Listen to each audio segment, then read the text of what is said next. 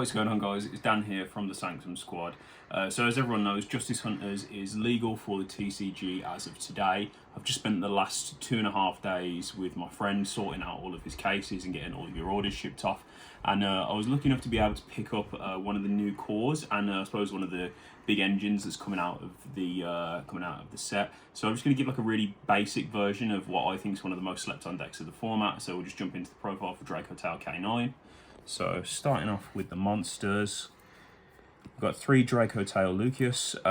This is just your normal summon. I would say it's a 1-card starter, but Dracotail is weird because it's not really a 1-card starter deck. It's all sort of very hand dependent, but this is as close to a 1-card starter as you can get. So just on normal or special summon, it adds a Dracotail monster to your hand from your deck. And then, as with all the Dracotail monsters, if it's sent to the graveyard for a fusion summon, you can set a Dracotail spell or trap from your deck, which is like obviously really important for this deck's recursion. And then we've got 3 Phymena. This card's like insane. For anyone who doesn't know what it does, it's a hand trap. So during the main phase, you discard this card and then you perform a fusion summon for a dragon or spellcaster monster, just using cards from your hand or field like Poly.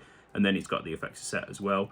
This card, I think, is really indicative of the kind of direction that they seem to be going with turn 0 interactions during Justice Hunters with cards like this and the K9. It seems like they want turn 0 to be interactive, but not so much in the sense of like general hand trap, negate, stop kind of thing. It's just almost seems like, okay, I'm going to like perform my turn almost in like a sort of more reserved way, because obviously using this to go into the big fusion and then bounce a card when your opponent does a normal summon or something is quite useful. So yeah, this card's like a little bit splashable as well, so I do think this is probably the best card in the Dracotail archetype, to be honest.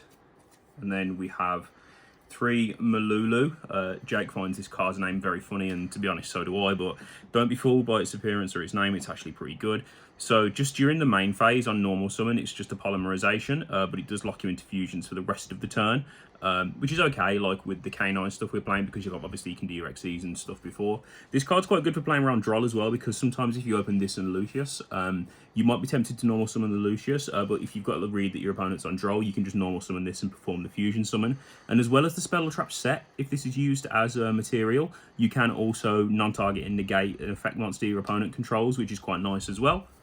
And then I'm only trying one of the big dragons. I'm only playing Urgula. The reason for this is because with the sub-engine that we're playing in here, there's already like cards that are less optimal to draw, and I just wanted to have as little wonky hands as possible. But I thought this card was good enough to include just because of the recursion it has.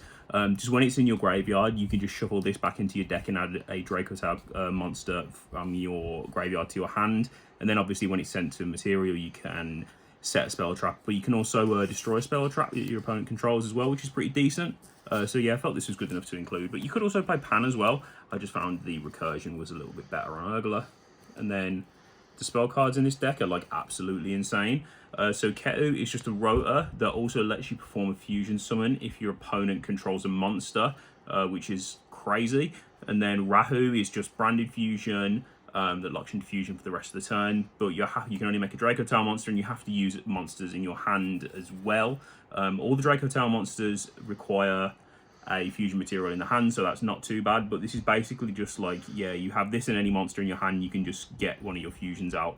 So yeah, these cards are great. Always want to maximize on these. And then just for the one-off traps, we've got Flame and Horn. These cards are quite interesting. Flame is like your compulse for an attack position monster, and Horn is a spell negate, which is quite interesting because you can use it to stop things like droplets. But they also both have the effect to, which is like, unfortunately, it's all part of the same effect. So if they do ash this, it does stop the rest of the effects. So it's like, yeah, but you put a Dracotail card on the bottom of your deck, and then you draw a card as well. So it helps you recur the hand resources that you'll be going through with your fusions as well. And quite a lot of times in test games, I've found that like I'll be activating one of this, putting back a fusion spell or something, and then using the other one to put back the trap that I used previously. So they just like all self-recur kind of thing. So yeah, I think the Dracotail tech was initially quite slept on, even though it was like quite big in the OCG, but it seems to have fallen off over there. But I think with the inclusion of the K9 package as well, there just seems to be quite a lot of synergy with the two archetypes. So I'm not going to go too much into these. Izuna is basically Gamma on steroids. Izuna just mills the Lupus, and then Lupus lets you make the rank 5. Jockle is really good. If you don't know what it does, you reveal it in a level 5, summon both of them, and then you can add a canine from your deck to your hand as well. So obviously Phimina being a level 5, like you never really want to normal summon the Phimina, not normal summon, but you know what I mean. You never really want to summon it off Jockle, but it does help you get into Xyz plays if you need to. And then Lantern being the Reborn as well, because we're playing the bigger package, Lantern does come up quite a lot. You're usually searching this off the Ripper to go into your Nash Knight or something. And then we're just playing the one-off spells. Case is just your Tenki, and then when it's popped, it gets the 4th release, which is like a rank up for your Ripper into your Werewolf, and then it pops a card, a monster your opponent controls. I'm not 100% on Case, just because it does play into Droll, but I think it's good enough to include for now, and it's an easy side out, if nothing else. Going second, a lot of the times they will just side out the bigger Canine package, just for like more board breakers, because it is just 6 cards, leaving in the Izuna and the Lupus, so that's easy enough for siding patterns. And then it's 12 non-engine.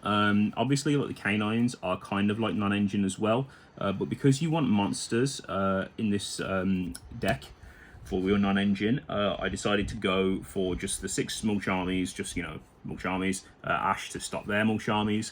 And I went for Magnamut as well, just because I had like the 1 flex slot. And I was like, okay, Magnamut's a 1-card starter. It's a dragon, so I guess you can use it as material. And Bystials aren't awful in this format. I know they're not incredible going into K9s, but there's still enough application for me to warrant playing it. And then just the talents and the core by the grade, because I think these cards in particular are going to be insane next format. The core buy-in and opponent's Lupus is just quite funny.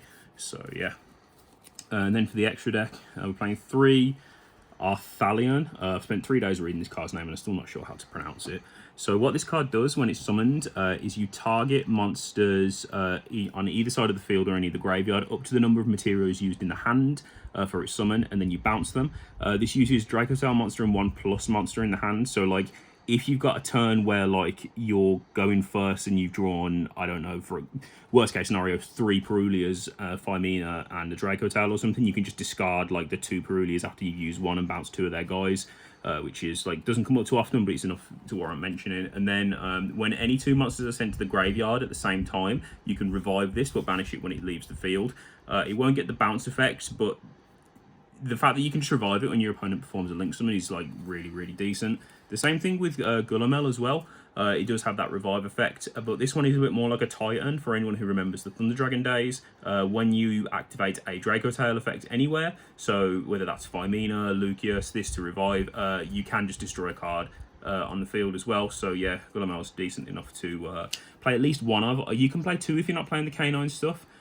Because obviously I know that not a lot of people are going to have access to the Kano stuff, and if you don't, you can play things like Fenrir, branded cards, things like that, so you'd up the count of Gulliver in that case. And then the secret Dracotail card that was in Duelist Advance is Secretarian Dragon. This card is the MVP in the mirror match. It's basically a race to who makes this first, because it's a skill drain for dragons and spellcasters your opponent controls, and you can also use it to revive 1 dragon or spellcaster from your graveyard and then put another one of the opposing type at the bottom of the deck.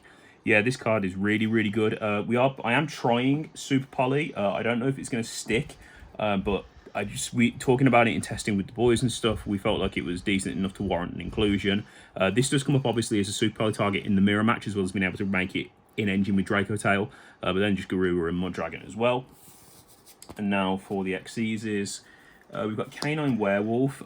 So if you don't know what this card does, you just use this when you've activated the quick play. You put this on top of the Ripper, and then this card is like actually insane. So when your opponent activates an effect in the, I believe it's just the hand, is it? No, it's just when your opponent activates a card or effect, you can detach a material, and then depending on whose player's turn it is, you can, if it's your opponent's turn, sorry, I just need to familiarise myself with this because I haven't come up that much in testing. If your opponent's turn, you just Omega them, and then if it's your turn, you just banish a card from their hand. Is it from the hand? You know what? Yeah, you can read it yourself. And then cards I actually know what does. The Sea Nash Knight, the Nash Knight, obviously, to go on top of, and then you've got the C104 and the 104 to go as material. Yeah. Unfortunately, this card's super, super expensive, but I think until it gets a reprint, it's just the best thing to go into with Nash Knight and Sea Nash. It's just insane. Sending a card from hand to the grave, halving their life points, yeah, it's just cracked.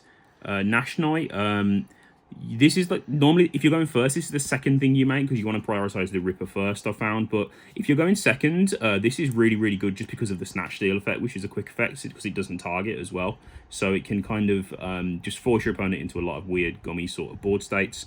And then Masquerade is just there, obviously, just because you need it to go in to get the best effect off C104. And then just the other ones, Ripper and Valen. Valen's kind of like a flex spot. I was entertaining the idea of Typhon, but a lot of times I found that, specifically if I was going first and I'd open Jockle, you're going into Canine, Ripper, and you're also going into the Masquerade.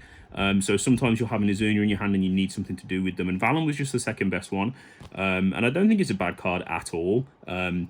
If you don't want to play the bigger Nash Knight package, you can just play things like the Volcasaurus or whatever.